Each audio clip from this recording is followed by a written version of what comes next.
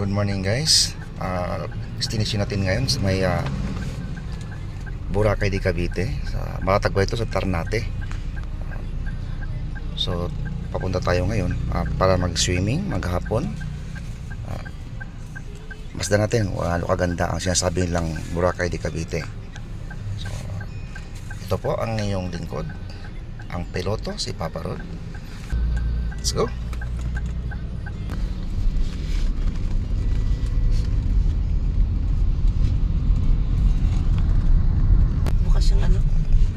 Jump off nga pala natin ay Novaliches.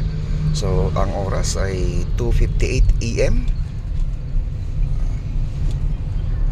Ayan, 2:58. Medyo madilim pa kaya hindi malinaw yung captured ng video. By the way, maya maya pag maliwanag na, malinaw na yan.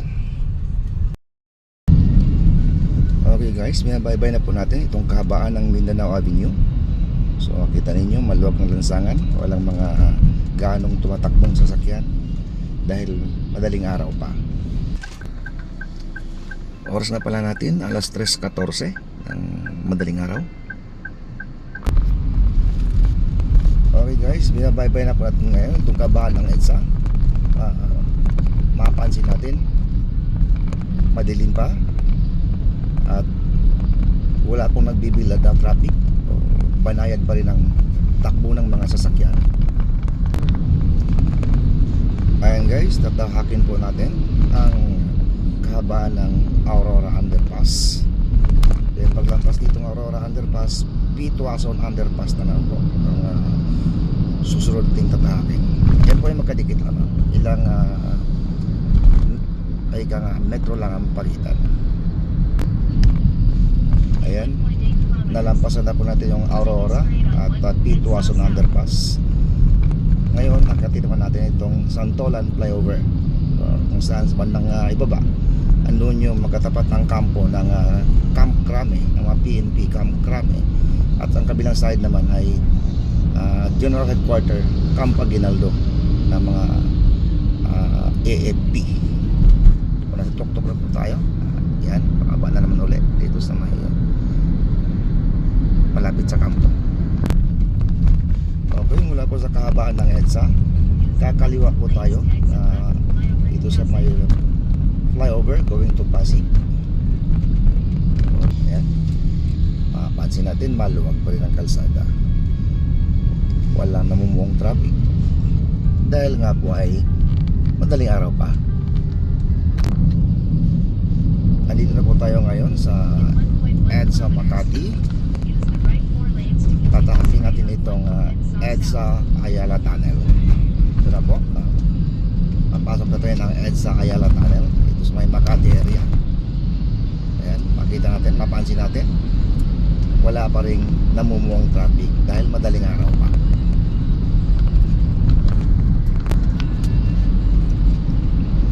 Ayan po, medyo mahaba ko ng konti itong tunnel na ito, EDSA Ayala Tunnel.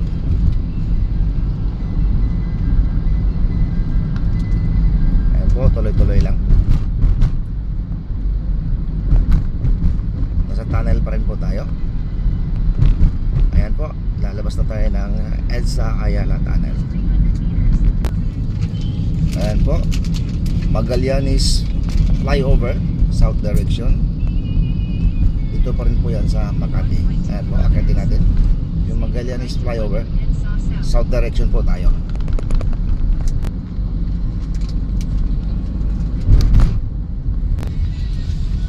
Andito po tayo ngayon sa EDSA Pasay Rotonda.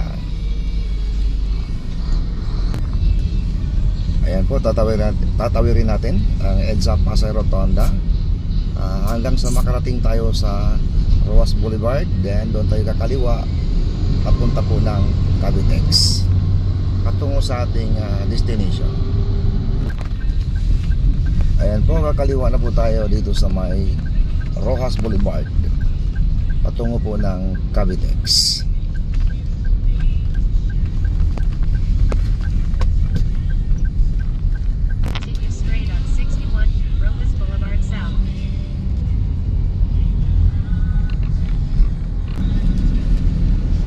kasalukuyan po nating binabaybay ang Cavitex o Cavite Expressway South Direction.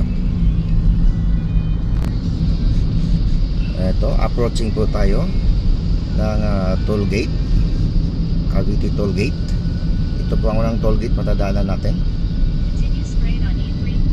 So dire-diretso lang. Meron naman tayong RFID. So tingnan natin kung magkano. Ang class 1 lane is 35 pesos.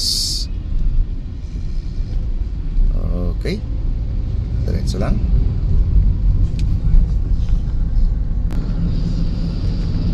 Approaching na po tayo ng Cavite Binakayan Toll Plaza.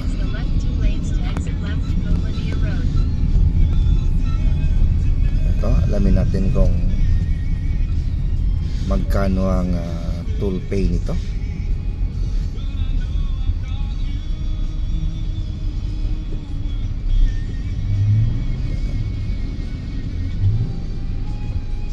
₱73 ang toll dito sa Cavite Binakayan Toll Plaza. Ito po, binabaybay na natin ang Centennial Road. Binabaybay pa rin po natin itong Antero Soriano Highway, pero ito ay nasakupan na ng Rosario, Cavite. Approaching sa Naik. Tansa Cavite na po tayo, ano? Mapapansin natin madilim pa rin ang kalsada. Kahit 5:35 na ng umaga, madilim pa rin at mapapansin natin walang mga ilaw yung ibang portion. Kaya madilim. Ito ngayon, mayroon ng ilaw. So hindi lahat na area rito ay may ilaw ang kalsada. So ayan po, napakadilim. Ilaw lang ng mga sasakyan ng maaninag natin. Wala pong kailaw-ilaw ang kabilang side ng kalsadang ito. Ito po ay Antero Soriano Highway, sakop po ng Tansa, Cavite. Nasa Naik na po tayo, ano? Kakaliwa tayo sa Naik Diversion Road. 6.8 kilometers. Turn right on 405 Governors Drive. In 200 meters, turn left.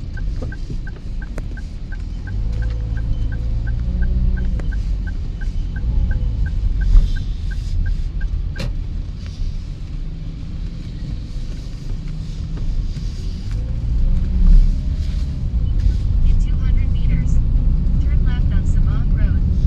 In 6.7 kilometers, turn right on 405 Governors Drive.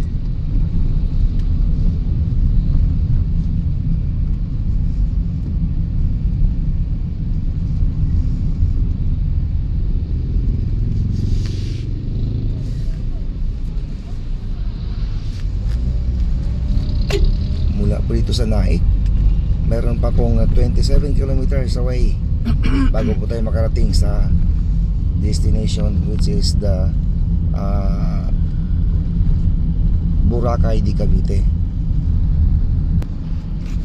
Okay, ito po, papasok na tayo ng area ng Maragondon, Cavite. Sa Maragondon na po tayo. Ang kalye pong ito ay Governors Drive, Maragondon, Cavite. Kakanan po tayo Turn right on 405 papuntang Governors Drive. Ternate.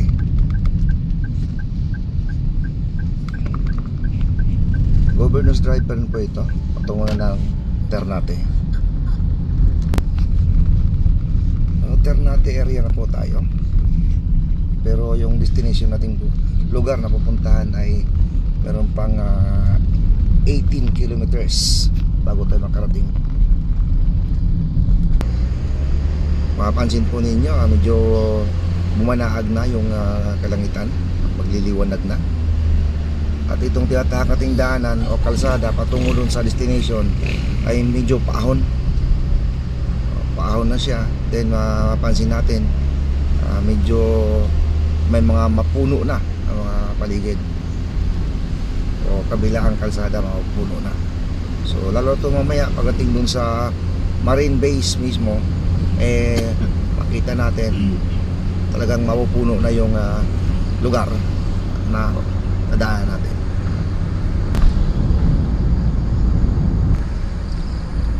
Ito may baka pa sa lansangan, no? Sa gilid.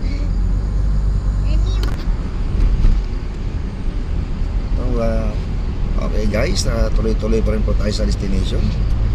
Mapansin natin, medyo kumipot yung kalsada. One lane na lang, kabilaan ang madadaanan. Then nakalagay sa gitna, double solid lane. Ibig sabihin po niyan, bawal po ang overtaking. Dahil bukod sa makipot ang kalsada, medyo sigsag na siya.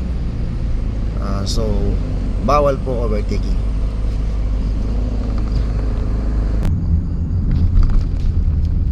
Guys, dito po tayo sa destination natin. Sa gate ng Marine Base Ternate. So papaalam tayo, papailigo tayo. So for the meantime, standby mo tayo rito. Okay. As advised by the Marine officer, paparada daw po muna tayo. Then sisitin muna yung payment. Ayan. Marine Barracks Camp Gregorio Lim. Ito naman, ito, ayan, sinaunang Masinggan. Masinggan ba yan o Kanyon ba yan? Okay, papasok na po tayo sa Marine Base. So, tapos na tayo pirma ng waiver, then nagbayad ng entrance fee. So, papasok na po tayo. 6 kilometers away pa daw mula dito bago makarating sa tabing dagat. Hello guys, good morning. Ngayon po ay Pitsa 30, December 2023. So, andito po tayo ngayon sa Boracay de Cavite. So, ito po, kaya pala ito tinatawag na Boracay de Cavite dahil sa pino ng buhangin nandito sa baybayin, puti at pino. At marami din mga naliligo. Kung pagmasdan natin, ayan, may kita natin may mga pamilya na dumadayo kung saan galing. Ang iba galing pang Makati, galing Maynila, at dumarayo rito para maligo. Ito pong Boracay de Cavite, o ang real name is Katungkulan Beach. Ito po matatagpuan dito sa loob ng kampo ng Marine Base dito sa Ternate, Cavite. Camp Gregorio Lim. So ito po ay binuksan nila para sa publiko, para sa mga nais magsiswimming. Mayroon po itong entrance fee, 100 per head. Pero pag bata 5 years old below o 6 years old below, wala pong bayad. So meron po itong mga cottages rito, makikita po ninyo, ayan. 500 po ang per cottage niya, mula po umaga hanggang hapon, wala pong overnight. So ayan po, mapapansin ninyo, maraming mga cottages, maraming mga puno na nagbigay lilim para sa mga namamasyal at mga naliligo. At nakapaikot dito yung mga kagubatan. Ayan po, rating ko po, itong area na ito ay nasa loob ng kampo ng Marines, Philippine Marines po. Ayan po. Itong paligid nito na kinatitirikan ng mga cottage o kinalalagyan ng mga cottage, ayan, mapansin ninyo, maraming puno.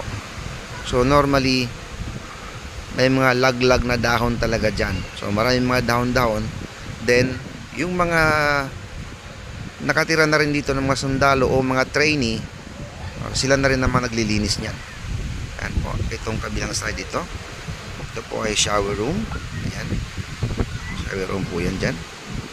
So ayan, sa aking observa po, itong lugar na ito ay magandang banding o family banding. So maganda rito mag-banding, magpapamilya, no? Nga lang, dapat meron kayong sasakyan dahil nga o sariling sasakyan dahil malayo sa sakayang pampubliko. Kung linaw ng tubig ang pag-uusapan, malinaw talaga. Malinaw ang tubig rito. Yun ang mga buhangin, pinong-pino. Kaya kung mapansin natin, dinarayo ito kahit sa mga taga-malalayong lugar. Ayan po, kung makikita natin, marami mga naliligo. Ayan mga kung saan galing na lugar yung mga yan. Ang iba, yung mga walang sariling sasakyan, nag-aarkila ng mga sasakyan para may masakyan punta rito. So ulitin ko po, may entrance fee po siya na 100 per head. 6 years old below, walang bayad. Then 500 ang arkila sa cottage. Meron na po yung kuryente kasama sa babayaran mo. Kaya kung pupunta kayo rito, mas mainam kung magdala kayo ng sarili ninyong sound system dahil meron namang saksakan. At nga pala, meron silang regulasyon dito na pag ikaw ay pumunta dito o pumunta kayo rito, magde-deposit kayo ng 500 at bibigyan kayo ng garbage bag. Bukod sa babayaran mong cottage at 100 per head, mag-deposit kayo ng 500 pesos. Then bibigyan ka ng garbage bag. Yung mga basura mo, ilagay mo sa garbage bag at paglabas mo, ipakita mo sa kanila na inilabas mo yung basura mo, ibabalik sa iyo yung 500 mo. Ngayon, kung hindi mo ibabalik yung papakita sa kanila yung basura mo paglabas mo, hindi ibabalik sa iyo ay yung 500. Ayun, paglabas mo, dala mo yung basura mo, abala ka na kung saan mo itapon. Basta i-dispose mo lang din ng maayos. Huwag lang ihulog sa kalsada. Kaya yan po ang advice doon sa pagpasok mo doon sa gate mismo ng kampo. I-briefing na po nila kayo, sinasabi na sa inyo ang kanilang rules rito. At saka kagandahan rito, may CCTV na naka-monitor. Nakita mo lang, nakakabit sa puno ng nyog o sa puno ng kahoy, nakamonitor sa buong paligid dito sa beach na ito. Saka isa rin sa mga highlight nila rito, pag papunta ka dito sa kailang beach, ay makikita mo yung mga wild animal o unggoy na andyan sa tabing kalsada lang. So isa din yan sa highlights dito. At yung view, kung makita mo sa bandang dulo, ayun, bundok, ayun. So magandang view. Ayan po. Ayan po. So ayan, makita mo. At meron pa silang maliit na helipad. Ayun. Ayun. Kaya tapat mismo bago makarating ng dilaw na parang training room, meron po diyang maliit na helipad. Siguro para sa training nila yan, kaya inilagay yan dyan. Okay, so yan na po, ano, para sa akin ang lugar na ito ay pasado, very good.